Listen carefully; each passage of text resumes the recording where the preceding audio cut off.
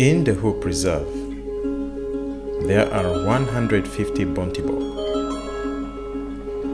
What we know about them is tiny compared to what we don't know.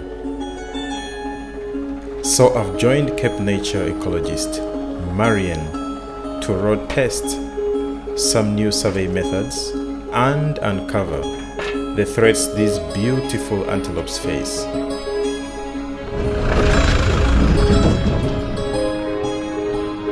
It's a Bontebok day.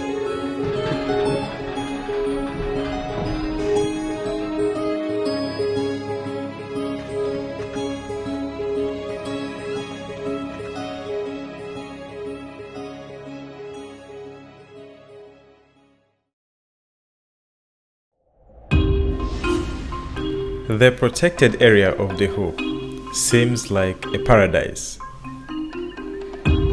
There are large numbers of eland, ostrich, and zebra thriving on the grazing lawns. But Bontebok numbers here have fallen by 40% in the last 5 years. Recording the number of rams, ewes, and cows in each herd helps us to follow this decline. What we saw 2 weeks ago, we had a few, maybe 4 herds where we had more lambs than lactating ewes. So that tells me something's happened to one of those ewes. One of the moms has vanished. Within the reserve and outside, a number of threats plague the Bontebok. I think the top of the list is habitat loss. After that, inbreeding, so the lack of genetic diversity, and where that becomes a problem is where there may be issues with fertility, there may be issues with susceptibility to disease, just because they've lost that part of their genetics that would have allowed them to adapt and deal with it. So inbreeding, and then the third one would be hybridization with blessbok. One recent find, however, points to a different threat. And we actually found a dying Bontebok. Came back a couple of hours later and it was dead, and we took the carcass for an autopsy. I'm still waiting for the autopsy results, but it had an extremely high parasite load. To investigate the parasite problem in the population, we snuck in one last survey: fresh poo collecting.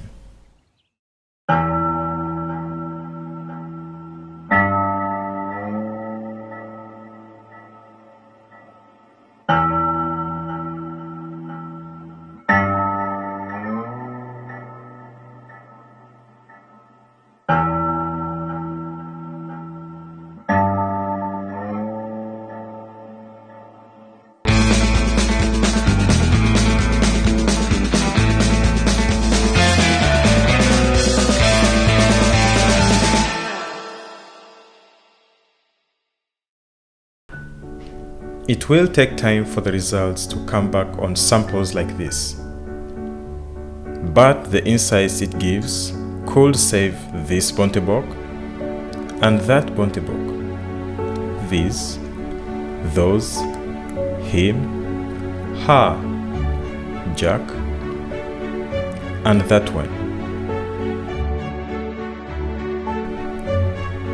Finally, after an incredible day, it's time to reflect. There are many, many special places, not only in the Western Cape, but in South Africa. Well, all over the world, obviously.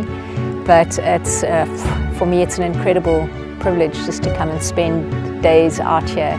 And I do think it's really important as well in terms of understanding systems. You can understand systems to an extent by reading, by looking at photographs, satellite imagery and so on, but I do think getting in touch with natural systems has a value on its own. But this is not the entire story of the Bontebok. There's much more that we have to do in order to save these species, and that we'll see in the next episode.